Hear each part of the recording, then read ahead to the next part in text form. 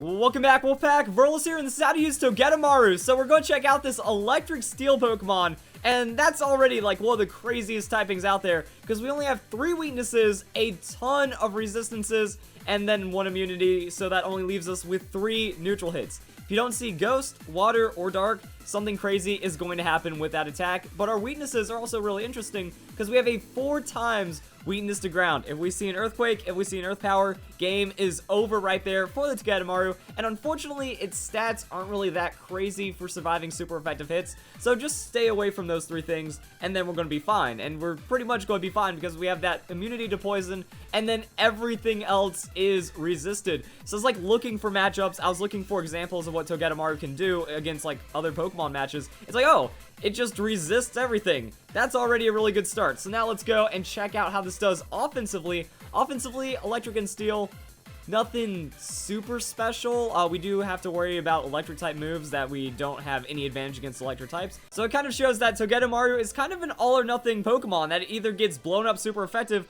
or it resists everything else and it doesn't really have to worry. And then our matchup offensively isn't really too insane. Now looking at the stats for Togedemaru, it's weirdness, and it kind of works, and it kind of doesn't. So let's try to make some sense of this. 96 on that base speed. Are we going to be using it? Probably not, because we're an electric-type Pokemon, and we are also Pika clones, so that means we get access to the Nuzzle as well, and that means we're going to be slowing down our opponent. But the 96 is actually useful in this way, because we don't have to invest at all, and then we're pretty much going to outspeed everything after a paralysis. But then the defenses are just terrible. 65 hit points, 63 defense, 73 special defense. Then when we're looking at sweeper Pokemon, you know, frail, fast-hitting Pokemon, they're actually tankier than Togedemaru under a lot of circumstances. They're faster, they do more damage. So overall, Togedemaru's entire stat distribution is just below average, which means it has a lot of ground to cover. So that's why we're going to hop on over to Cerebi and check out more about the Togedemaru. So it gets actually really useful abilities. The Iron Barbs, Lightning Rod, and Sturdy. And depending on how you're looking at it for VGC, Lightning Rod is fairly popular right now, so maybe that could be some tech right there. If we see those attacks that make direct contact, Iron Barbs is always really useful. Just boom, free 1/8 of their health gone. That could work out right there. And then the Sturdy ability. Sturdy is going to be interesting because if we're full tank investing into the Togedemaru, then that means Sturdy is mostly just an insurance policy against super effective hits, which might actually end up working out. So your choice is going to be kind of split, and it's going to boil down to preference in the end. And then looking at Togedemaru's move pool, this is one of the saddest things I have seen, because for a Steel-type Pokemon, where's the Steel-type moves? Like, I'm not seeing anything for the Steel. We get Gyro Ball. Wait, but we're supposed to be slower than the opponent for Gyro Ball to do the most, and we have 96 base speed. So really, we are only an electric Pokemon using electric attacks that kind of work, but we're also a physical attacker, so that doesn't leave us with really many options. We have the Wild Charge, and then we also have the exclusive move Zing Zap. Now, Zing Zap is actually pretty good. A strong electric blast that crashes down on the target, and it may also make them flinch. So we have an 80 base power stab move with a 30% chance of flinching. And that's kind of all that there is to say about Togedemaru. So let's go, hop on over into Pokemon Showdown and see what we can do. And I'm going to lead with a double battle strat, mostly because that Lightning Rod for tech is really good. And when we do get the Fake Out. So Togedemaru, it runs out there, it uses Fake Out, shut down the opponent, you set up for yourself, and then you're free to do whatever. We have access to the Nuzzle, so that makes us a very powerful support. We just go Fake Out, Nuzzle. Fake Out, then we slow down an opponent, and then we can also combo into the Zing Zap. So Togedemaru is kind of like a gambly shutdown kind of Pokemon that you say, okay, I'm faking out, I'm nuzzling this Pokemon, I'm going to Zing Zap them and hope for the flinch. You're playing a light Paraflinch on the Togedemaru while also hoping for the best, because you do a surprising amount of damage on that Zing Zap. 80 base power stab with it, even uninvested 98 attack. As we go into damage calculations, we'll see that that's actually pretty respectable. So if you're doing a multi-hitting move, Togedemaru can get the shutdown into a KO, and then you can one-on-one with your other Pokemon. So that's kind of it, and then Togedemaru does have the Spiky Shield, so just a lot of damage over time, protects from moves. If contact, then they lose 1/8 of their hit points, so it's just better than Protect. You have a better than Protect kind of option if you need it while doing Fake Out support. Then you run the Citrus Berry just to get more health back. For the EVs, I was just thinking full tank on this one because max out hit points, max out defense, special defense nature, survive a lot of things, hopefully Citrus Berry works, and then you just status and try to hurt everything. that if Togedemaru had Serene Grace, this is where we'd be in a new range of ridiculous kind of Pokemon. It's a less tanky Togekiss, but it has different things, like the Nuzzle, so that way you have better accuracy, because now that the 7th generation went and nerfed Thunder Wave, Nuzzle Pokemon kind of got a little bit of a buff, so 90% accuracy, or the 100% accuracy, and also a little bit of extra damage. That's kind of it. Pretty much, you put a Pokemon next to it that is weak against electric attacks, you just use it for the lightning rodding right there, and then you fake out, and you run it as a basic support that can do things like that. As for singles, I was just thinking Nuzzle Zing Zap. Like, that is the only thing you are allowed to do. You Nuzzle them, hope they get paralyzed, you Zing Zap them, hope they get flinched or paralyzed. That's kind of it. And then we have some other move options. Encore could actually be pretty strong, because say they're going for setup. You know, they see the Togedemaru, they think, oh, free Swords Dance, free Calm Mind, free everything. You Nuzzle them, well now you're faster, so you Encore them, and they don't get to do anything. That's a free switch, which means you get damage on the Zing Zap, or you can try to go for a Nuzzle prediction, because if they don't want to be stuck into that, they're going to switch out. Now, 2 of your opponent's Pokemon are paralyzed, and the other one's already ready for the Zing Zap combo, and then you can Encore them, and depending on what move they're going for, you can switch out into Pokemon that's better suited for dealing with what they're Encored into. And then we have Protect, because leftovers, Protect, get a little bit of extra health, and try to get the tankiness. And this is where Sturdy might come into play, as opposed to the Iron Barbs. If they make physical contact, and it isn't a super effective hit, then you're getting that extra bit of damage. But Sturdy just means you're Nuzzling, you're Zing Zapping, and even if it's an overwhelmingly powerful move, you might be able to hack them out, and then turn that into something else with the Togedemaru. And then, I don't know, like, you have to get really lucky for the leftovers to bring you back up to a safe range. So it's kind of like Sturdy, Citrus Berry. Actually, no, if you're running Sturdy, never mind. If you're running Sturdy, that's when we can use a Confusion Berry. So yeah, let's take something like the Aguav Berry, if minus Special Defense Nature. So yeah, we can run the Aguav Berry with this. Sturdy's going to give us half our health back, and then that means if we can survive something, if we can survive a 40% move after that, gives us another chance to go for those hacks right there, but only on Sturdy proc and only in those like 25% ranges. If not, leftovers are just going to be a little bit more reliable. Looking at some other things you can run right now, the Fell Stinger.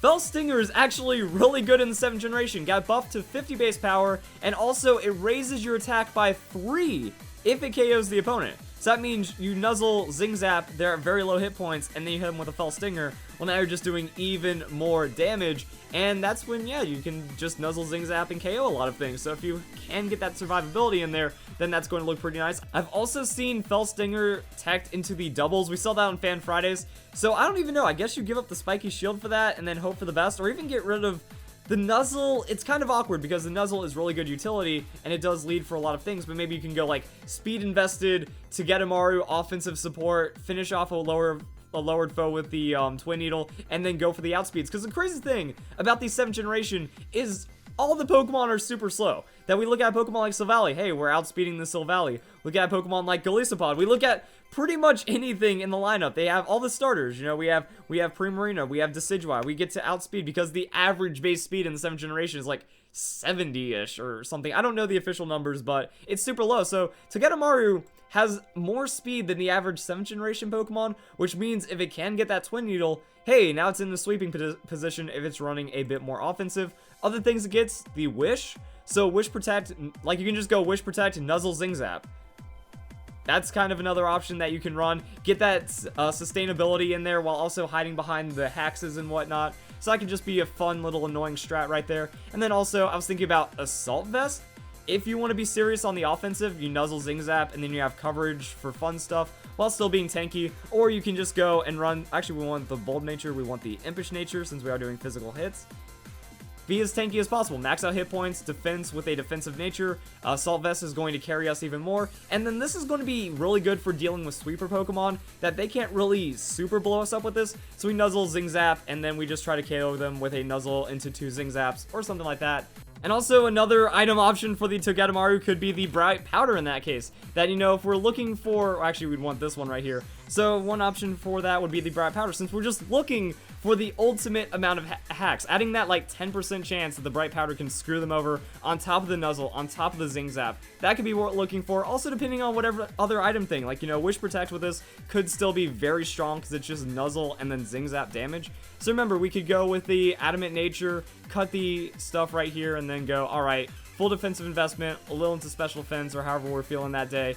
And then this, I feel, is going to be about right on the Togedemaru. I think that this is going to be fairly ideal right here, and that's why we have some damage calculations just to see what the Togedemaru is up to. So this is going to be damage checks. Now, because Togedemaru resists everything, I was like, oh, what about the Tapu Lele? How do we survive against that? Well, it has a high chance to 2-hit KO us, but because we resist it with our steel typing, we can match up a little bit initially, and then as you can see right here, Nuzzle into Zing Zap, well, that's going to be over 50% of Tapu Lele's health. So Nuzzle, Zing Zap, that's into a flinch, and then Zing Zap, if we get mid damage rolls, we just win against the Tapu Lele like that, because it's all about enduring the hit, outspeeding, and then going, if we get that flinch, all we need is that one flinch, and then there's enough damage on that Adamant one, and then that's where we have leftovers. So we're taking that extra damage, but then Nuzzle into a flinch, leftovers at the end of the turn, leftovers at the end of the turn. What are the odds of a 2-hit KO after a leftovers turn? That's going to be a good question right there. So yeah, that goes from 85% to 35%, and then if they get flinched, then there's 0%, and then another Pokemon like Tapu Lele that can't reliably go over 50% against Togedemaru falls into the same trap. So you might be able to get lucky and hacks out a 2-for-1 with the Togedemaru, as long as it's not against a ground type Pokemon. Other things, I was just looking at the damage. So Salazzle Flamethrower will absolutely nuke us, even like on a defensive set or something like that. So it's kind of, this is where I realized, even if we had hit points, special defense, it's not going to be enough. And that's why I also wanted to see like what the Assault Vest could do. So showing against those more powerful ones, yeah, we can Nuzzle, Zing Zap, Zing Zap. That's going to be a dead Salazzle right there. So showing that full bulk has its advantages and disadvantages, because that's still a lot of damage against Salazzle. Zing Zap is almost 2-hit KOing, and it is after the Nuzzle already. So we get the outspeed, and then we effectively find the 2-hit KO on the Zing Zap from there. So it shows we can run either way and still just kind of have things happen, but we're just so frail. Like, it doesn't matter how many stats you go and pump into the Togedemaru, that even with a 65 hit point, 63 defense, it's unsavable as a tank. So the average super effective hit will be a death sentence for us, and that's why you just need to find and work on those workarounds right there. Other things, I was looking into the Weavile. How much damage can we do against the Weavile? Now, let's ignore the Gyro Ball, because that's not really a move that I recommend.